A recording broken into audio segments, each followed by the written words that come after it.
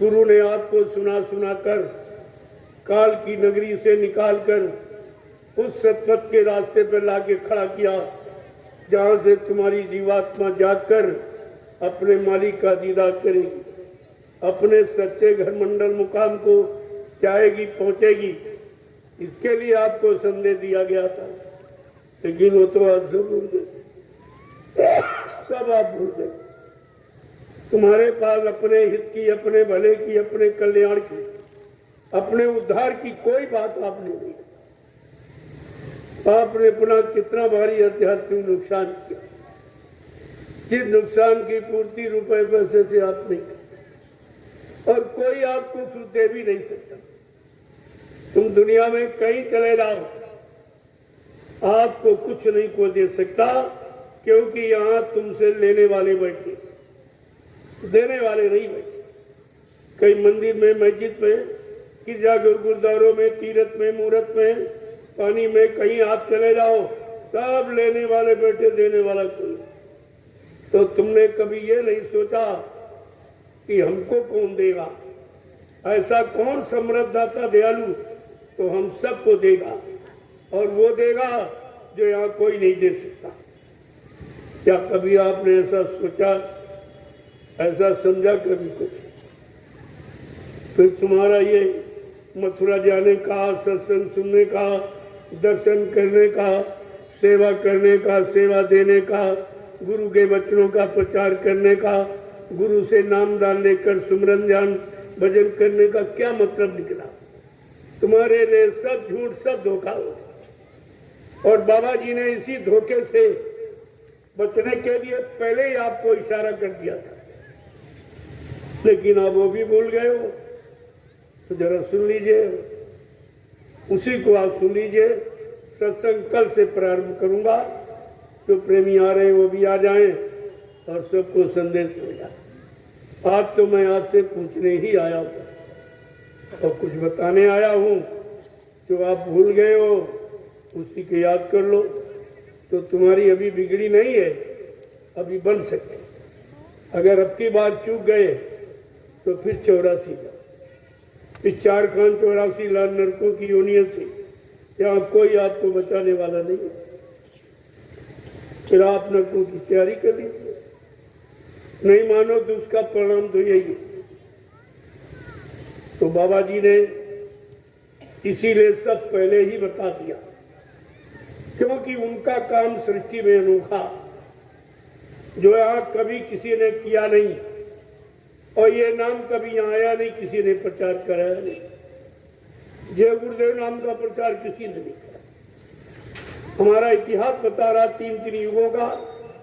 इस सतयुग में जब राजा हिरण्यकशिपु के द्वारा व्यवस्था बिगड़ी, तो योगियों ने हरि नाम जगाया था और उसी नाम का प्रचार कराया और उसी से काम कर। अब यह है, जो नाम जिस लोक मंडल मुकाम से आता है, उस नाम का स्मरण करने से वो नाम तुम्हारी मदद उसी लोक तक कर सकता, आगे नहीं। ये नाम की निजी महिमा। तो योगियों ने उस हरि नाम को जगाया और उसका प्रचार कराया। उसको किसने जपा, किसने सुमरन किया, किसने माना, किसने विश्वास किया? भक्त प्रहलाद ध्रुव ने।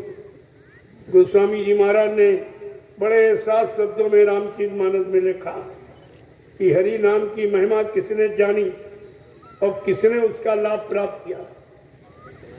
तो साफ साफ शब्द उन्होंने क्या कि नाम जपत हरि कीन प्रसादु और भक्ति सिरो मणि भय प्रहलादु कि ध्रुव संगला नीच पे हरि नामु और पाए ले अनुपम ठाऊ। कि ध्रुव प्रहलाद ने समय के हरि नाम को लिया, सुमरन किया, विश्वास किया, उस नाम के अनुसार अपने जीवन को चलाया, तो उनकी रक्षा हो गई। और जो नहीं माना वो मारा गया। ये इतिहास आता। ऐसे जब द्वापर में राजा रावण, जो इतना बड़ा विद्वान कहते भूते न भविष्यति, उत्तम कुल पुलस्त करनाती, शिव बिरंच पूजे वो वहती, कहा इतना कुलीन ब्राह्मण पुलस्त ऋषि के परिवार था, और जिसने अपनी अखंड आराधना साधना से यानी ब्रह्मा विष्णु महादेव को अपने वश में कर दिया, लेकिन समय के जगाए नाम को नहीं समझ पाया, नहीं मान पाया। जो ऋषि मुनियों ने राम नाम जगाया था, उस राम नाम को नहीं माना, नहीं विश्वास किया, उसका विरोध और खंडन किया, उसका अपमान किया, लिहाजा वो नष्ट नाम हो। और द्वापर युग का इतिहास कह रहा, जब राजा कंस के द्वारा, देखो तीनों युगों का इतिहास बता रहा कि राजा के द्वारा जब समाज की, परिवारों की, इंसानों की धर्म कर्म की व्यवस्था बिगड़ जाती है या बिगाड़ दी जाती है, तो कितना बुरा परिणाम जो इतिहास आपको जानकारी दे रहा। राजा कंस के द्वारा जब द्वापर की व्यवस्था बिगड़ गई, वो भी धर्म कर्म को भूल गया, मानवता इंसानियत को भूल गया, माँ बहन बेटी की परख पहचान भूल गया, लिहाजा उसको भी अपने जीवन से हाथ धोना पड़ा। ये इतिहास आपका 3 युगों का, कि अगर तुम कोई ऐसा काम करोगे, कलयुग के जीवो, अगर तुमने कोई ऐसा काम जो 3 युगों में लोगों ने किया और राजा और शासक ने किया, या राजा शासक के द्वारा व्यवस्था बिगड़ी, तो उसका सर्वनाश हुआ और उसके साथ साथ उसकी प्रजा भी मारी गई। इतिहास सामने आ, और आज का कितना खराब है, राजा के द्वारा खराब हो रहा। जब राजा धर्म कर्म को भूल गया, मानवता इंसानियत को भूल गया, प्रेम प्यार मोहब्बत सेवा दया सदाचार परमात्मा की यादगार को भूल गया, अच्छे मानवीय खान पान को भूल गया, अच्छे कर्मों को भूल गया, तो परिणाम वही होगा जो सतयुग त्रेता द्वापर में शासकों का, राजाओं का, प्रजा पर शासन करने वालों का। वो तो नियम सीधा, उसमें कोई इधर उधर नहीं कर सकता और उसको कोई माफी नहीं कर सकता। हाँ, कलयुग में इतना अधिकार जरूर है जो किसी युग में नहीं था, कि कलयुग में संत पधारे हैं, संतों को पूरा अधिकार है, वो राजा प्रजा के दोनों को, गुनाहों को, पापों को माफ कर सकता। अगर राजा प्रजा उनके अच्छे सच्चे रास्ते पर आके खड़े हो जाएं और अच्छी सच्ची बात को मानकर चलने लगे, तो राजा प्रजा दोनों का बचाव हो सकता। अन्यथा ये किसी के बस की बात। तो कितना समझाया जाए।